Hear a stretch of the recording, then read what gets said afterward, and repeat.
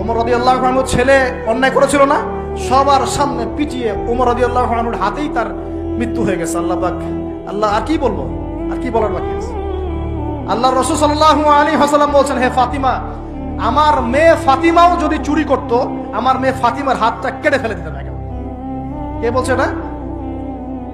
আমাদের নবী মুহাম্মদ সাল্লাল্লাহু আলাইহি ওয়াসাল্লাম বলছেন, আমার মেয়ে ফাতিমাও যদি চুরি করত, তার হাতও আমি কেটে ফেলে দিতাম একেবারে।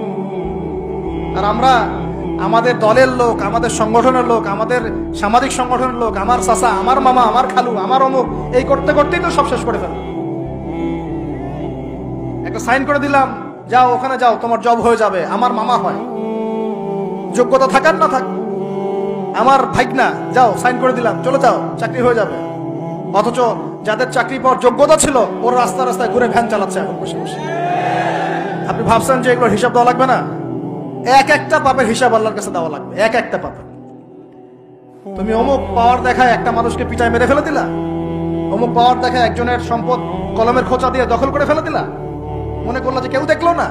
খালি নিঃশ্বাসটা বন্ধ হোক, কবরে যাও, আল্লাহ দেখাবে তোমাকে। খালি কবরে যাও, মুনকার আর নেকির যখন আসবে, চোখগুলো হবে নীল রঙের চোখ, ভয়ঙ্কর। কেমন চোখ ভাই?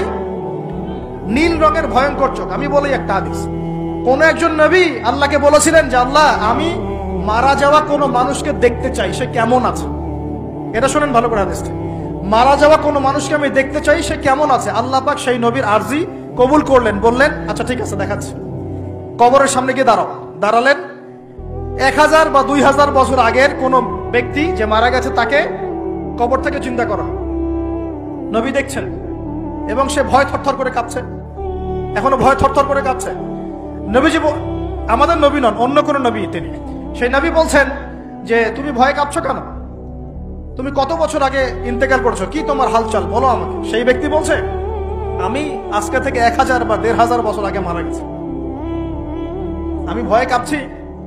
যখন আমি মারা যাচ্ছিলাম, মালাকুল মউত যে আকৃতি নিয়ে আমার সামনে এসেছিল, ওই আকৃতি আমি এখনো ভুলতে পারি না, তাই দেখে আমি থরথর করে কাঁপছি। তিনি বলছেন যে আমি 1500 বছর হয়ে গেছে আমার মউতের, কিন্তু আমার দেহ থেকে এখন পর্যন্ত রূহ কবজ করার যে কষ্ট, এই কষ্ট এখনো যায় না। আর এই সব দুর্নীতি করে আর অন্যায় করে, মানুষের সম্পদ আত্মসাৎ করে, অন্যের উপর অত্যাচার করে, আমরা ভাবছি যে আমরা কালকে আমাদের মাঠে পার পেয়ে যাবো। খালি কবরে যাও, তারপর বুঝবো। আল্লাহ রাব্বুল আলামিন আমাদের সবাইকে হৃদয়ের চোখটা খোলার তৌফিক দান করুন, হৃদয়ের কান দিয়ে কথাগুলো শোনার তৌফিক দান করুন, এবং আমাদের সবার কলব, মৃত কলব জীবিত করার তৌফিক আল্লাহ দান করুন। এই মাপে কম দেয় একটা পাপ যে বললাম সুদ, একটা বলেছি যে জেনা, একটা ব্যভিচার, আমানতের খেয়ানত, হ্যাঁ।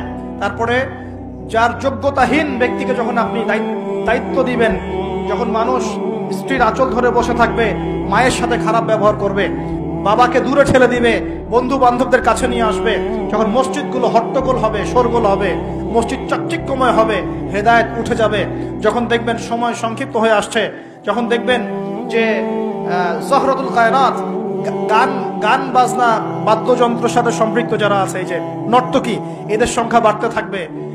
ইউজাফু আলা রুউসিহিম বিল মাআজিফ, মানুষের কানের পাশে বাদ্যযন্ত্র বাজবে।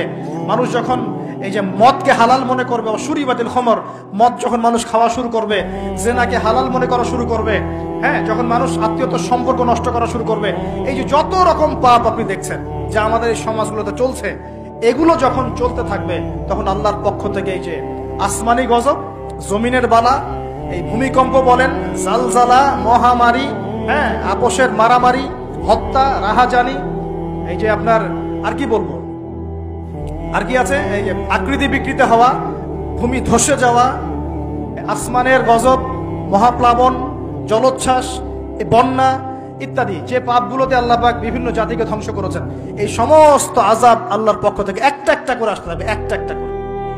স্পেশালি 4টা-5টা। একটা হচ্ছে রিহুন হামরা, গরম বাতাসের আযাব আসবে, গরম বাতাস আসতে থাকবে, গরম, এমন গরম বাতাস আসবে যে বাতাসে জনগণের বেঁচে থাকা অতিষ্ঠ হয়ে যাবে।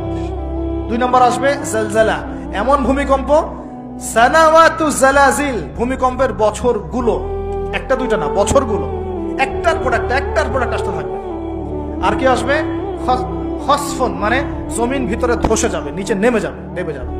আর মাসখান, মানুষের আকৃতি পরিবর্তন হয়ে যাবে।